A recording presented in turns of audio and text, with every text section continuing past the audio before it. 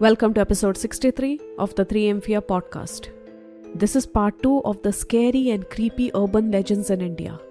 Now, I'm not going to go too deep into the introduction because you must have already listened to the first part. If you haven't checked it out yet, then please do check out episode 62 where I talked about urban legends from Kashmir and Assam, Rantas and Bak. I've also narrated 2 horror stories attached to these urban legends. Today I'm going to cover 3 creepy urban legends from India and also narrate 3 fiction horror stories connected to them. Let's get started.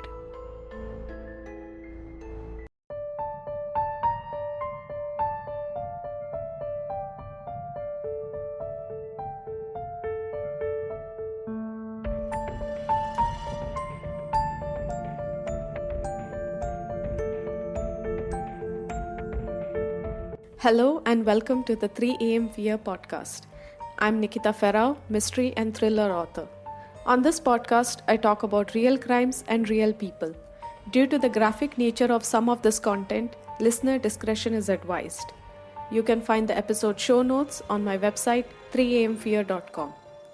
Let's get started.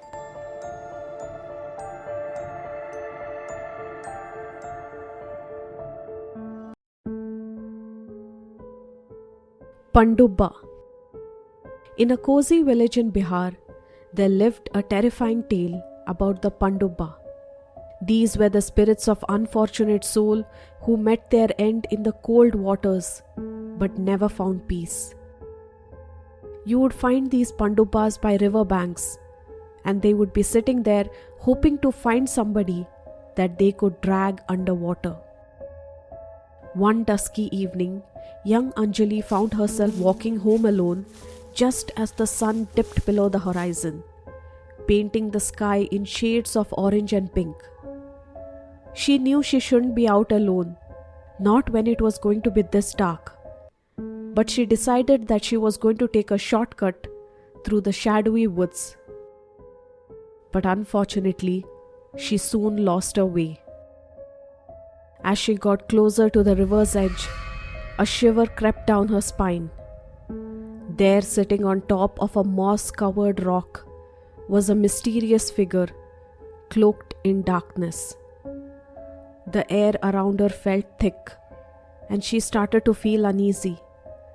But it was too late. She was too far gone, and she didn't know how to get back. "Hey there, can you spare a moment?" it whispered.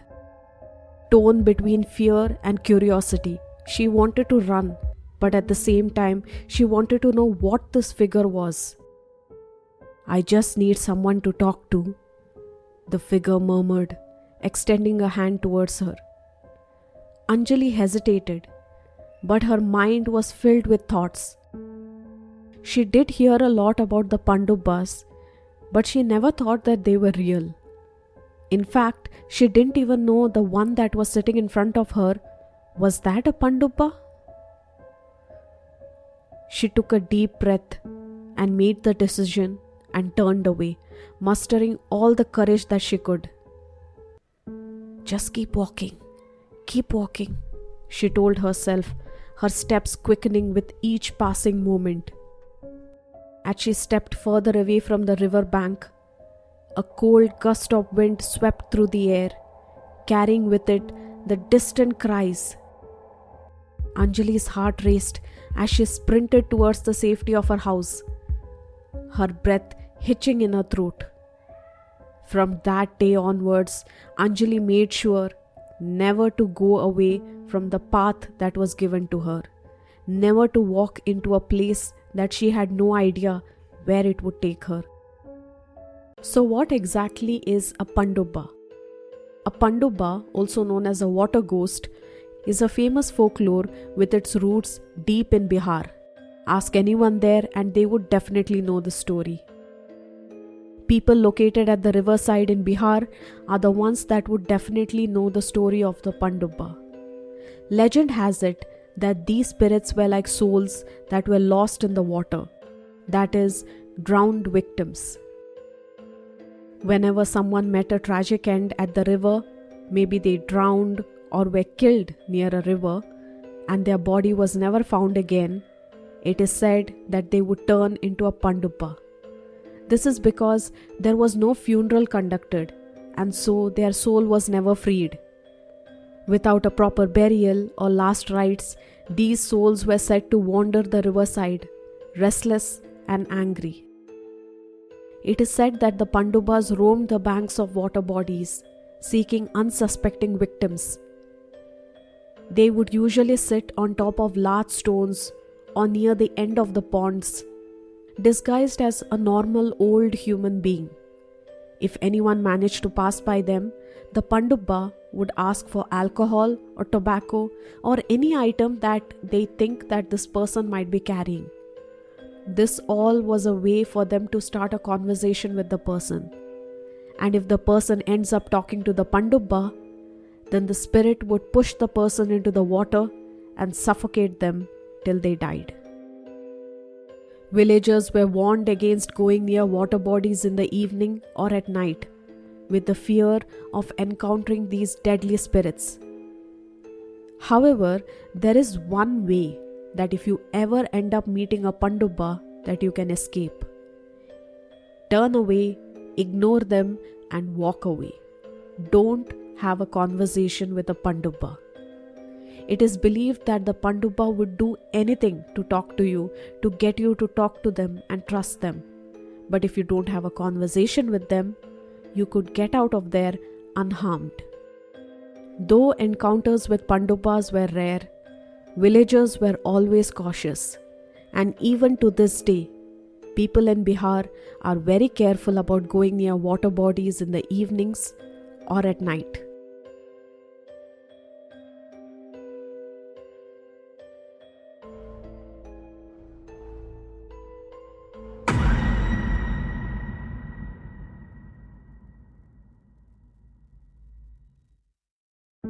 Moonochwa.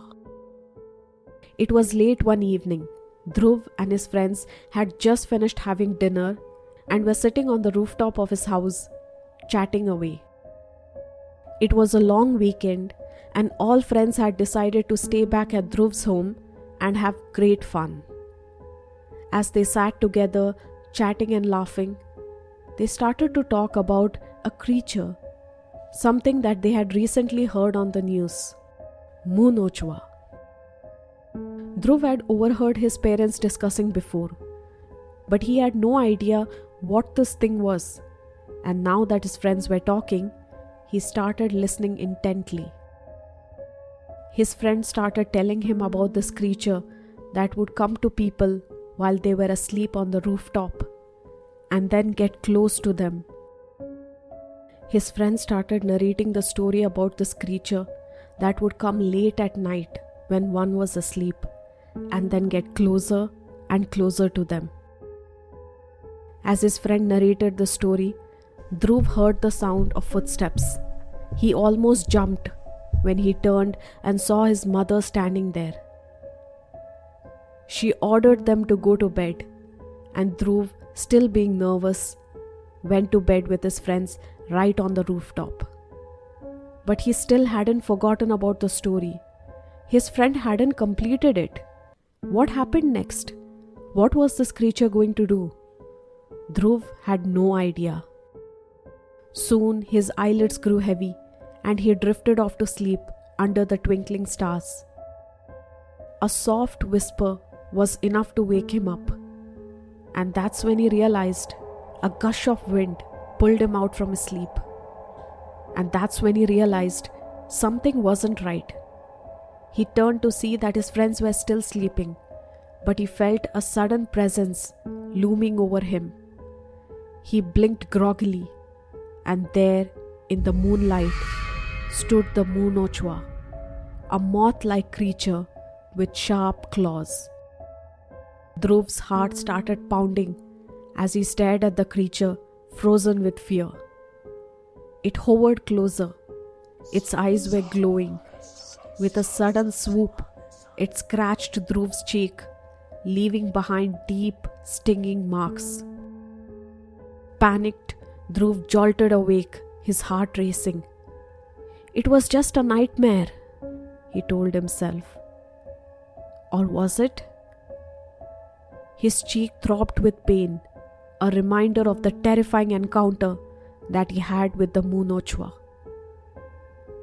As he touched his cheek, he could feel that sting and a small drop of blood. Was that true? From that night on, Dhruv never slept on the rooftop. No matter how many times his parents asked him, he never did.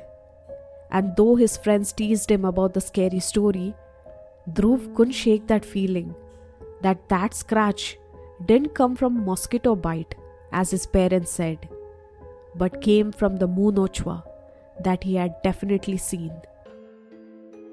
The Moon Ochwa's real story is just as scary as the fiction one that I had just narrated. The story goes back to 2002. In the city of Allahabad, located in Uttar Pradesh, India, there was a mysterious legend known as Moon Ochwa, which translates to face scratcher in Hindi. This urban legend described a creature that would scratch the faces of its unsuspecting victims. Now, what's even scarier is that most of the information that I'm narrating right now came from reputable news sources. Now, the story of Moon Ochwa gained popularity in 2002 when numerous reports came from Allahabad and its surrounding cities. People claimed that they had been attacked by an insect-like creature during the night. According to witnesses, the Moon Ochwa was about the size of a human hand, with a body resembling that of a moth or butterfly. It was said to have large scorpion-like hands or spines on its legs, which it used to scratch the faces of its victims. The Moon Ochwa was believed to be active at night, targeting those who slept outside or in poorly lit areas. Victims reported waking up late at night with deep scratches on their faces, often feeling this burning sensation afterwards. Some even claimed to have seen the creature hovering near their faces before the attack. As with many legends, there are also many theories about the Moon Ochwa's existence. Many are not sure whether this creature actually exists or not. Some believe that this could be a reason of mass hysteria. Something like the dancing plague, where one person started dancing and then it spread to another and another, and to this day, people don't know why that happened. If you want me to cover a full case on the dancing plague, then please let me know. But regarding the Moon Ochwa, no one is sure how or why it started in the first place. Some believe that there were a few people who saw this creature in their sleep or in their dreams, and that's how other people came to know, and then they started saying that they saw this creature in their dreams. Now, it is said that maybe the scratches have been self-inflicted, that is, maybe there was a mosquito and in order to kill the mosquito and then you feel the scratch after it, while scratching they may have scratched themselves so much that they thought that it was another creature that scratched them. But with so many people saying the same story, there is also this belief that maybe there is something out there and it's just that no one has seen this creature in broad daylight. Now, this legend is not that old. The story I told you was of 2002 and it has been passed down to many other people. However, there is no concrete evidence, no photographs, no videos, no captured specimen, nothing. Physicians who were called in to investigate these attacks said that most of the attacks looked like they were either scratched with a fingernail or with a fork or a blade or something sharp. But they don't think that there was a creature that scratched them. No matter how much of a fiction story it sounds, the terror is real. Now, according to news, 2 kids of Ramdhar of Saria village fell from the terrace when they panicked after an alarm about the object. There is another person who also suffered a cardiac arrest. There are many other deaths connected like this, and that's why people believe that maybe this was mass hysteria and this fear is causing different kinds of attacks. But even with all of this, people are warned not to sleep on the rooftop at night. Bengal Dayan. In the heart of West Bengal, there lived a girl named Shania, a brave young girl. But even Shania feared the night, for when it was that time that her mother always told her, the Dayan would come out. During the day, the Dayan would look like any other normal lady, walking the streets without a hint of her dark powers. But when the sun set, her true form would come out, and that was the time when she would practice dark magic. It was believed that a Dayan carried a demon within them, twisting their faces into frightening shapes. Their eyes glowed with an evil light, luring unsuspecting souls. Shania had heard all these stories. In fact, she loved them so much that she would ask her mother to repeat them over and over again. With all the stories that she had heard, she knew that if she ever encountered a Dayan, she must avoid her at all cost. She should never look into her eyes, otherwise she could be hypnotized, and then her life would be drained away. It was a moonless night as Shania made her way home. She felt the chill in the air, and that's when she quickened her pace. She didn't want to be out this late. As she started walking faster, she saw it, a figure cloaked in the shadows, with eyes that seemed to pierce through her soul. She remembered the warnings and kept her eyes away, heart pounding in her chest. The creature hissed and snarled, but Shania didn't look. She ran as fast as she could, trying to hide her eyes, praying for safety until she reached her home. She raced inside the house, slammed the door shut, and pressed her back against it, breathing a sigh of relief. She had done it. She had escaped the Dayan.